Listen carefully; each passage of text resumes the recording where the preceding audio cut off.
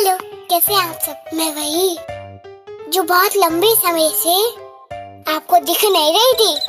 मैं बहुत खुश हूँ अपनी फैमिली के साथ, एकदम मस्त। थोड़ा अजीब लग रहा है, सड़कों पे इंसान कम क्यों दिख रहे हैं?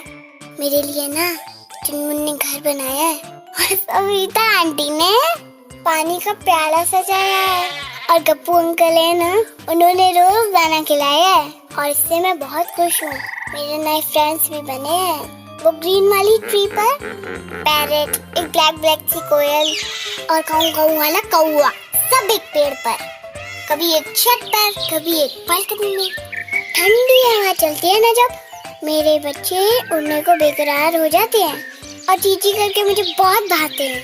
साफ ऑक्सीजन, नीला आसमान, ना शोर ना शराबा। शायद जी लूंगी थोड़ा सादा। पता है, शारदा आंटी के बच्चे बड़े चंचल हैं, हू करके डराते हैं, पर उनके मम्मी पापा बहुत डरे से लगते हैं। बात क्या है, क्यों इतना शांत है? सुना है कोई कीड़ा आया है बाहर से?